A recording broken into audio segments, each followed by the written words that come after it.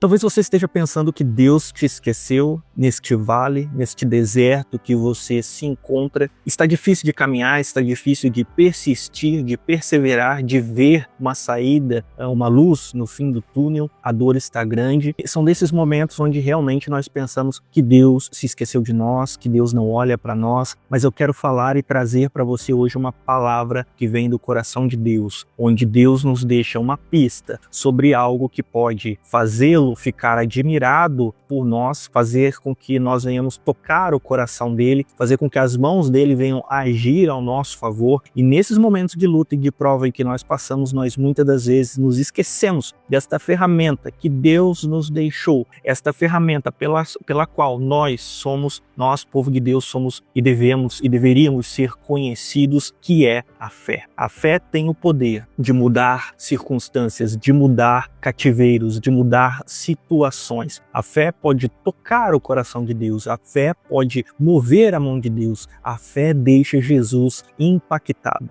Então eu quero trazer para você hoje uma palavra que nos mostra o poder da fé, e Deus vai falar poderosamente com você, independentemente da circunstância em que você está inserido. Amém? Então vamos lá? Eu quero trazer para você no Evangelho de Marcos, capítulo 6, você vai ver duas situações distintas, uma no início do capítulo e outra no final do capítulo, que mostram o poder da fé e como ela reage, como o poder de Deus reage à fé. Obviamente que Deus não precisa de nós para fazer nada, porque Deus ele é todo-poderoso, ele é o Criador, onipotente, onipresente. Mas muitas das vezes existe esta ação como que num trabalho de equipe, onde muitas das vezes nós agimos com fé, a nossa fé toca o coração de Deus, toca o poder de Deus, toca em Deus e nós obtemos uma resposta. E é justamente assim que Deus age muitas das vezes. E no início do capítulo nós vamos ver um contraste que aparentemente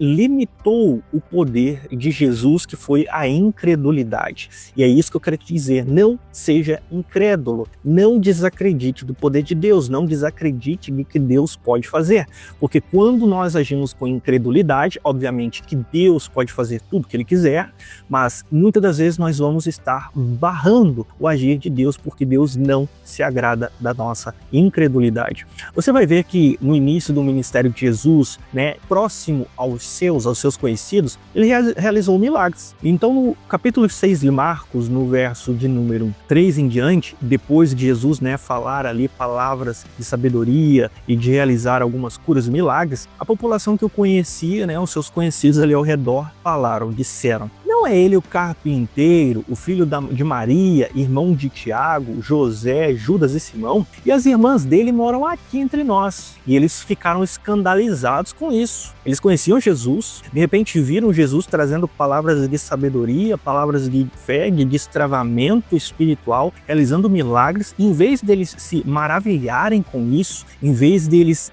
darem mais crédito a Jesus, eles agiram contrário a isso. Aí diz o verso 4. Então Jesus lhes disse: um profeta é respeitado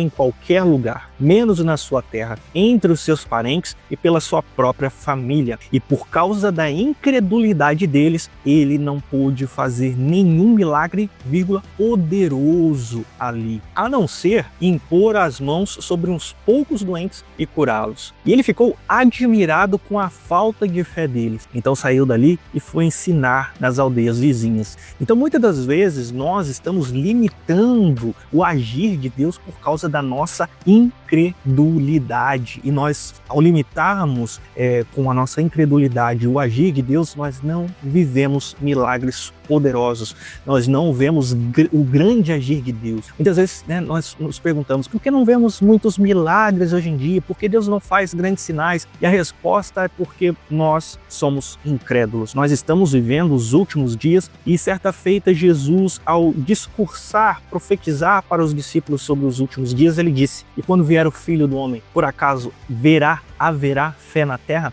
Esses são os nossos dias de falta de fé, onde o amor se esfria, a violência, a maldade se amplia e a fé vai apagando. Mas nas nossas vidas, nós não podemos deixar a fé se apagar, porque a palavra de Deus nos diz que o justo, o meu justo, viverá da fé, e se ele retroceder, ou seja, se ele for incrédulo, a minha alma não terá prazer nele. Então nós somos e temos esse chamado, o chamado da fé. Nós somos conhecidos e deveríamos ser conhecidos como o povo da fé, o povo que acredita mesmo quando as circunstâncias são desfavoráveis. Eu não sei o que você está passando, mas não faça como as pessoas que conheciam Jesus e mesmo vendo os milagres de Jesus, endureceram o coração e foram incrédulas e colocaram barreiras. Na verdade, não, esse aí é o filho da Maria, o filho do João, esse é o carpinteiro. Talvez você olhe para sua vida e pense, não, é tarde demais para mim, eu já estou muito velho, eu não sou capacitado, eu não tenho estudo,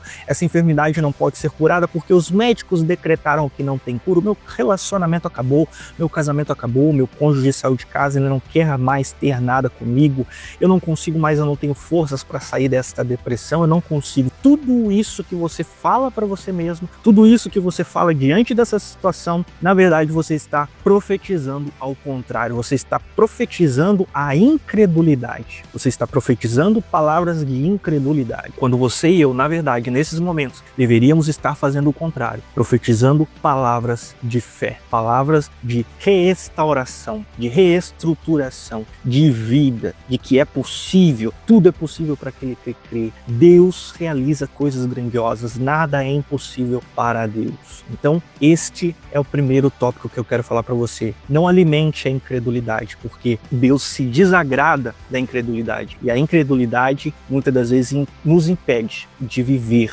milagres poderosos, assim como aqueles ali que conheciam Jesus, limitaram o agir de Deus por causa da sua incredulidade e não viveram milagres poderosos. Apenas alguns poucos doentes foram curados pela imposição de mãos. Então, você quer viver milagres grandiosos? Creia, acredite em Jesus. E lá no final, deixa eu encontrar aqui, você já vai ver um outro contraste, né? Lá no verso de número 50, você vai ver que até os discípulos, a partir do verso 52, diz aqui, né? E depois da tempestade, né, eles estavam indo em direção a Genezaré, os discípulos atravessaram um barco do lago, o mar, e atravessaram uma grande tempestade. Jesus aparece, acalma a tempestade, entra no barco, e no verso 52 diz que até os discípulos tinham um certo nível de incredulidade ali neles, porque eles não tinham entendido ainda o milagre dos pães, pois os seus corações estavam endurecidos, né? Muitas vezes nós estamos vendo Jesus nos trazer palavras poderosas de destravamento. Ele quer realizar o milagre, ele quer fazer, mas nós não nos movemos porque estamos com o coração endurecido. Mas aqui tem um contraste, verso 53. Quando chegaram a Genezaré, do outro lado do mar, desceram do barco,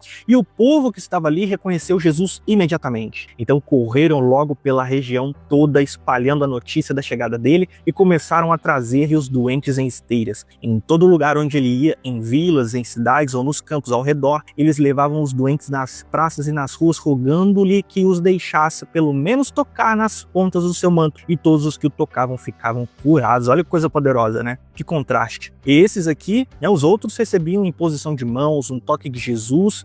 Já esses aqui, eles tinham tanta fé que eles acreditavam que se apenas tocassem no manto de Jesus, eles seriam curados. E todos que tocavam no manto de Jesus, por causa da sua fé, eram curados. É uma atitude totalmente contrária. Eles corriam para Jesus porque sabiam que ele era poderoso para curá-los de toda enfermidade, para libertá-los dos demônios que aprisionavam muitas vidas e destruíam muitas vidas naquela época e ainda hoje.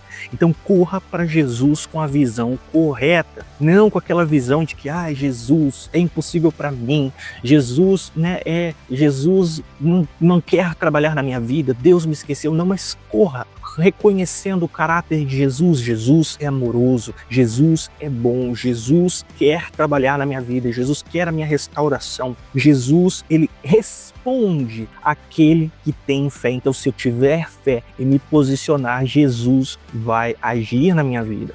E para nós terminarmos, eu quero trazer para você, assim, né, Jesus ficou ali na primeira passagem que nós vimos, admirado pela falta de fé daqueles que estavam ao redor dele, da incredulidade deles. Então você pode deixar Deus admirado também, Jesus admirado, só que pela sua incredulidade, pela sua falta de fé. Mas aqui está um exemplo para nós de alguém que deixou Jesus impactado e admirado, não pela sua incredulidade, mas pelo tamanho da sua fé. E esse é um exemplo que nós temos que seguir. No Evangelho de Mateus, capítulo 15, diz aqui, deixa eu ver, a partir do verso 21. Partindo dali, Jesus retirou-se para os lados de Tiro e Sidom. E eis que uma mulher cananeia que viera daquelas regiões clamava: Senhor, filho de Davi, tem compaixão de mim. Minha filha está horrivelmente endemoniada. Ou seja, mais uma pessoa que corre para Jesus sabendo que ele tem poder para libertar, que ele tem poder para curar, mas alguém que corre com fé para Jesus. E aqui diz: ele, porém, não lhe respondeu palavra alguma. E os seus discípulos, aproximando-se, rogaram-lhe, despede-a, pois vem clamando atrás de nós. Você vê que muitas vezes, né, Jesus, ele sabe que você tem fé. E você clama, ele não te responde, e você já logo quer praticar a incredulidade. E aí você vai dizer: Jesus não está me respondendo, Jesus não está falando, né? E Jesus, ele me esqueceu. Você começa a praticar a incredulidade. E aqui os discípulos quiseram barrar o milagre daquela mulher, né? Senhor, despede logo essa mulher que ela está vindo gritando atrás da gente. Mas Jesus, né? Deus é onisciente, ele conhece todas as coisas. Talvez Deus quer aproveitar, assim por dizer, mais essa sua atitude de fé, porque isso é agradável para ele, isso agrada a ele. Talvez você pensa que essa demora é porque Deus não quer agir, mas na verdade Deus vê que você tem tanta fé que Deus se agrada, e isso agrada tanto a Deus que Deus na verdade está em si mesmo dizendo: eu quero continuar vendo a fé dela. Eu ainda não respondi, mas ela continua acreditando. Olha, e Deus se agrada disso. E Deus vai agir na sua vida. Mude apenas a sua perspectiva. Jesus respondeu: não fui enviado senão as ovelhas perdidas da casa de Israel. Ou seja, Jesus deu uma palavra contrária. Talvez na sua vida chegue uma palavra contrária. Não vai dar, é difícil, é isso, é aquilo. Mas ela não desistiu. Ela, porém, veio e o adorou, dizendo: Senhor, socorre-me. Não ceda à incredulidade. Vá até Jesus, o adore e continue clamando: Senhor, socorre-me. Senhor, socorre-me, porque o Senhor tem poder para mudar qualquer cativeiro, qualquer situação. Senhor, me socorre. E Jesus não cedeu ainda. Jesus disse mais uma vez. Então ele respondendo disse: não é bom tomar o pão dos filhos e lançá-lo aos cachorrinhos. Ou seja, ela podia desistir aqui. Ela podia ter falado: não, o próprio Deus está falando para mim que não. Olha isso. Não foi um homem, não foram os apóstolos, não foi um pastor, não foi ninguém que chegou para ela e disse que ela não receberia o milagre. Era o próprio Deus que estava se negando a realizar um milagre na vida dela. E sabe o que ela fez? Ela não desistiu, ela bateu o pé e falou: não aceito essa situação. O Senhor pode fazer o milagre acontecer na minha vida e eu não vou desistir. Eu vou perseverar. E ela ainda replicou: sim, Senhor, porém os cachorrinhos comem das migalhas que caem na mesa dos seus donos. Se humilhou, adorou, acreditou, perseverou, não desistiu, não foi incrédula, não murmurou. E é isso que Deus quer de nós. E Jesus ficou impactado com o que ele ouviu e disse: ó mulher, grande é a tua fé, faça-se contigo como queres. E desde aquele momento sua filha ficou sã. Jesus ficou admirado, Jesus ficou impactado, Jesus se agradou da fé daquela mulher e ele realizou um milagre, e o milagre aconteceu. E é essa palavra que Deus tem para você. Não ceda à incredulidade, persevere. Não interessa se estão falando para você que é impossível, não interessa se você acha que é impossível, não interessa as palavras que estão chegando para você. Se você crê, como Jesus disse: se posso, tudo é possível ao que crê. Tudo é possível ao que crê. Muitas vezes Jesus está na sua vida, fazendo a sua vida, reagindo à sua oração, assim como ele fez com essa mulher cananeia, né? Eu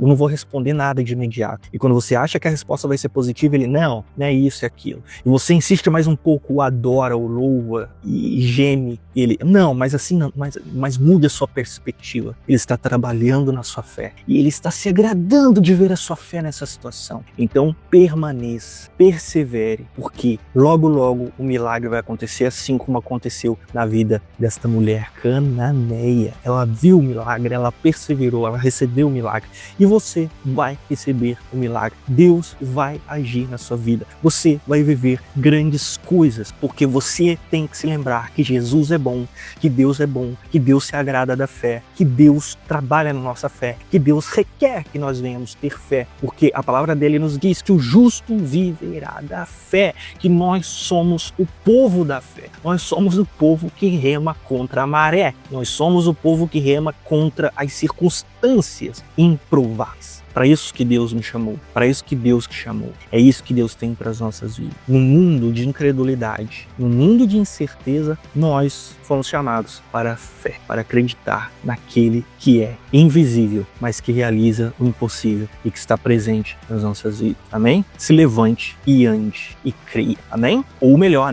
creia, se levante e ande. Que Deus te abençoe poderosamente, que Deus possa, abençoar poderosamente sua vida. Espero ter te servido de alguma forma. Peço que você se inscreva no canal, que você deixe o like para apoiar aqui o canal, que você comente qualquer coisa aqui, ainda que seja um amém. E Deus nos abençoe, nos guie, nos ajude. Deus está no controle de tudo. E até o próximo vídeo.